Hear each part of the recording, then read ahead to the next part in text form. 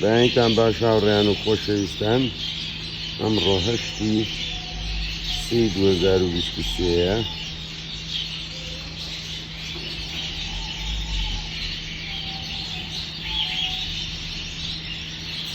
بۆ بەڕێزانی کە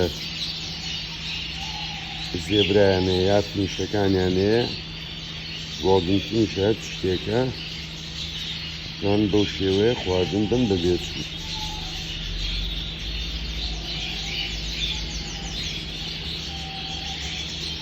هیچ شینێکی تیان نییە، بەس ئەوەی تۆزێ تیژ بێن دەمەکاڵین تیژ بێ نەک بریناریکە.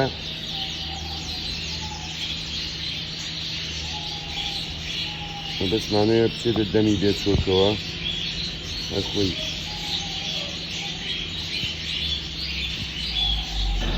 سەیری کەنجوان دێسەکە خۆی وکو